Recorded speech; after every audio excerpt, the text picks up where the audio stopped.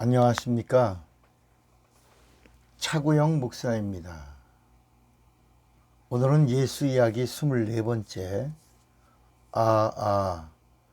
주살이라는 제목으로 예수의 이야기를 시작하겠습니다.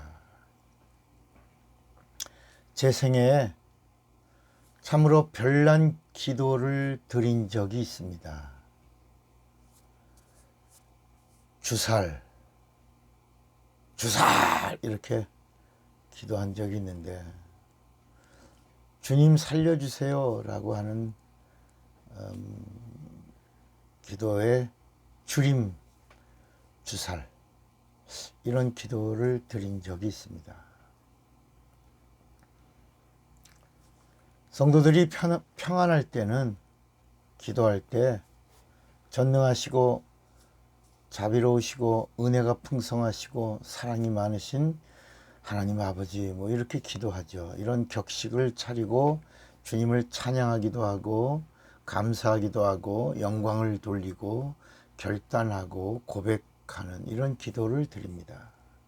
그러나 사람의 목숨이 위급한 순간에는 격식이고 절차고 이런 어떤 문구가 필요 없나 봅니다.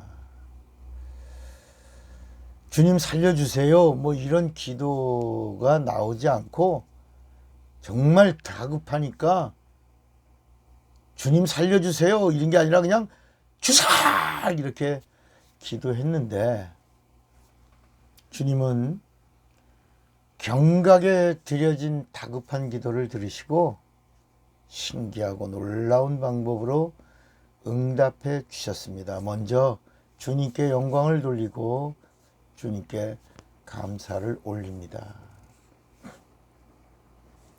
아주 오래전 이야기입니다. 아마 그때 89년도 제가 시골에서 목회할 때였습니다. 강원도 태백시에 있는 태백 감리교회, 그때 담임 목사님이 아마 이건강 목사님인데, 그분이 저를 부흥의 강사로 초청해 주셨고, 부족하지만 기도 많이 하고 승낙했습니다. 그리고 이제 부흥회를 위하여 준비하며 기도합니다. 그리고 이제 부흥회를 가는 날, 그날 새벽 기도에 기도하는데 다른 날과 전혀 달랐습니다. 월요일은 목회자에게 있어서 가장 피곤하고 힘든 날 중에 한 날이지요. 주일의 긴장이 풀리는 날이기도 했습니다. 그래서 보통 월요일 날 아침은 새벽 기도의 인도를 마친 후에 개인 기도를 한 30-40분 정도 갖고는 주택에 들어와서 잠시라도 푹 쉬는 것이 저의 일상이었습니다. 그런데 그날은 이상하게도 새벽 기도를 하는데, 이제 엎드려서 기도하는데 기도가 멈추어지지 않는 것이었습니다. 오늘부터 한 주간 동안 멀리, 그것도 태백입니다. 6시간 정도 가야 되는 그곳에 인도해야 되기 때문에 잠깐이라도 1시간이라도 2시간이라도 좀 푹 자고 태백을 가야 했는데, 기도가 멈추어지지 않는 것입니다. 저는 잠깐 기도하고 그리고 일어나려고 했습니다. 그런데 늦게까지 기도하던 교인들이 다 갔는데도 저는 몇 시간 더 엎드려서 기도했습니다. 그래서 저는 부흥회를 위해서 기도를 시키시나 보다 이렇게 생각했습니다. 그래서 순종하고 기도했습니다. 아까 태백까지 얼마 걸린다고요? 6시간, 평택에서 태백까지 6시간 정도 걸리는 그런 먼 길이었습니다. 그러니까 오전 10시 30분부터 짐을 챙기고 자동차에 시동을 걸고 출발을 서둘렀습니다. 태백까지 가는 길은 선택의 여지가 없었습니다. 평택에서 안성, 안성에서 장원, 장원에서 충주, 충주에서 제천, 제천 영월, 영월에서 태백으로 가는 국도뿐이었습니다. 그때는 고속도로가 없었습니다. 그냥 오직 가는 길이 국도밖에 없었습니다. 그래서 마을 입구를 막 빠져나오는데 제 혀가 움직이면서 방언이 나오는 겁니다. 모르켈바르스라베다 방언이 막 나와요. 물론 평소에도 제 차는 기도실입니다. 늘 운전하며 기도하던 습관이 있는지라 혀가 움직이는 대로 맡기면서 기도를 하는데, 기도를 하면 할수록 이 간구의 영이 얼마나 강력하게 또 간절하게 저를 사로잡는지, 소리가 점점 커져가고 몸은 점점 뜨거워져 가고 성령은 강력하게 저를 사로잡고 기도를 시키셨습니다. 이것을 그냥 우리가 성령이 시키시는 기도 이렇게 말하죠. 제 평생에 자동차 안에서 이렇게 성령에 붙잡혀서 정말 간절하게 기도하기는 처음이었습니다. 이런 기도가 장원을 지나가고 이제 충주 쪽으로 방향을 틀어서 갈 때쯤 이 기도가 멈췄습니다. 그때 제 차의 속도가 한 70에서 80 정도의 속력을 내면서 달리고 있었습니다. 물론 도로는 2차선입니다. 근데 시야에 커브길이 보였습니다. 제 차 정문 앞에 보이는 앞쪽에는 마침 그때 철근을 싣고 가는 아주 큰 차량입니다. 아주 철근 끝에 빨간 깃발을 매달고 이렇게 오고 있었습니다. 그런데 그 철근을 실은 트럭이 먼저 제 앞에서 커브길을 도는 것을 제가 봤는데, 이제 그 차하고 저하고 한 100여 미터 정도 이렇게 가까이 이렇게 다가왔을 때입니다.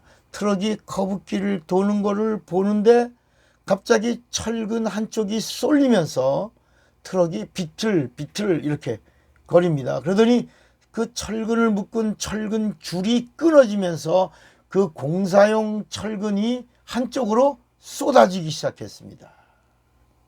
트럭이 지그재그로 비틀거리면서 중심을 못 잡고 있을 때 제 차가 쏟아지는 철근 속으로 향해서 이렇게 달려갔습니다. 멈출 수가 없었죠. 그냥 순간이지만 얼마나 놀랍고 무섭고 막 아주 엄청 당황한 이런 순간에 그러다가 그냥 주살 그러면서 브레이크를 잡았는지 뭐 어떻게 했는지 몰랐는데, 제가 핸들의 머리를 받고 잠시 기절해서 있었습니다. 그 시간에 제 눈에 보인 것은 내 앞으로 쏟아지는 철근들이었습니다. 분명 그 뾰족한 철근은 내 차의 앞유리를 깨고 내 머리와 얼굴을 박살내고 저는 그 현장에서 아마 즉사했어야 했습니다. 그랬으니까요.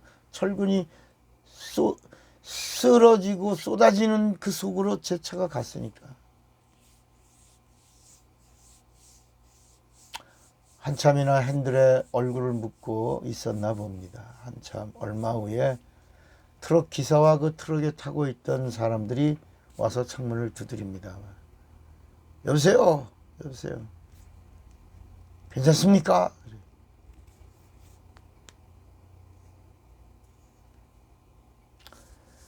막 차를 두드리고 뭐 그래서 한참 후에 제가 깨어나서 정신을 차렸고, 순간에 제가 살아있음을 먼저 감사 기도를 드렸습니다.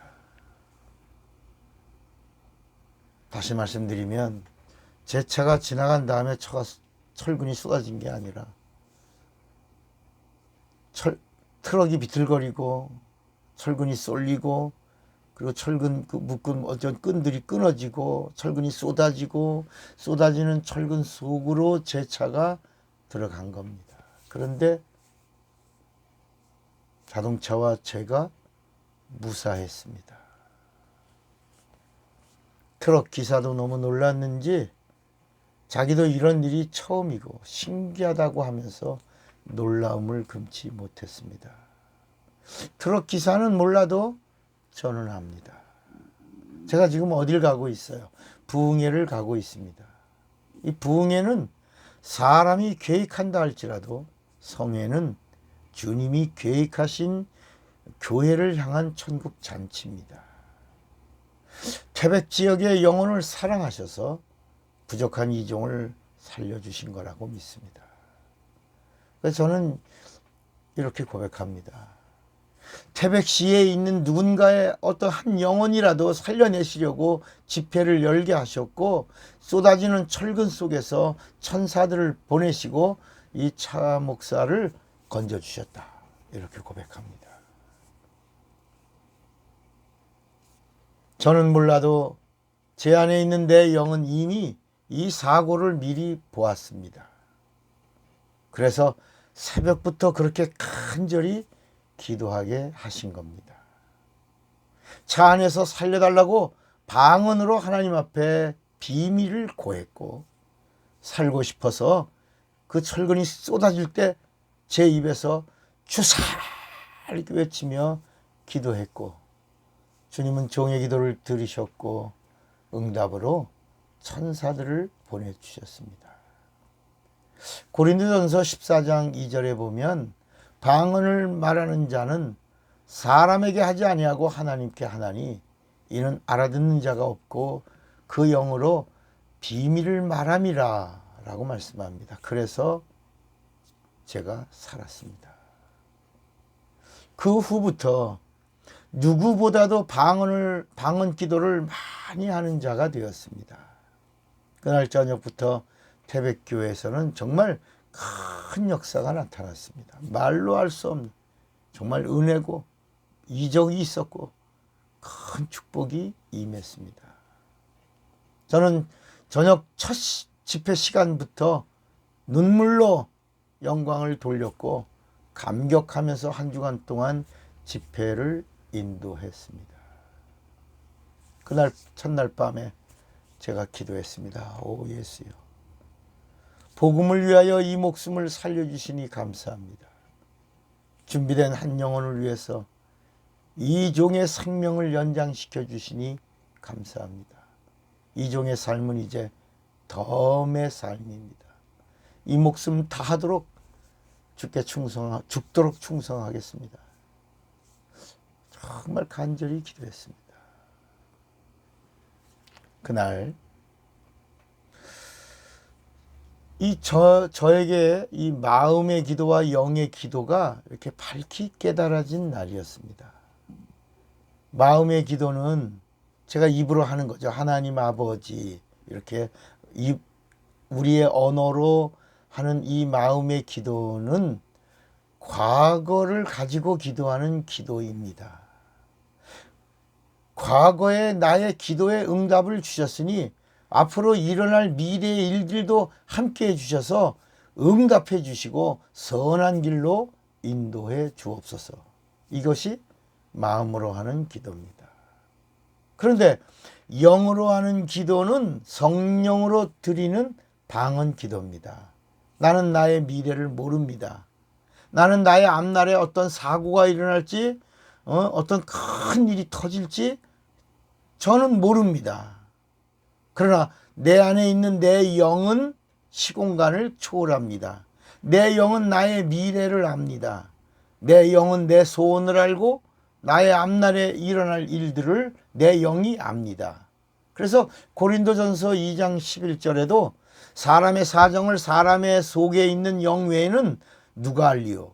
이와 같이 하나님의 사정도 하나님의 영 외에는 아무도 알지 못하느니라 그랬습니다. 그래서 마음의 기도는 과거를 딛고 미래를 구하는 간절한 기도요.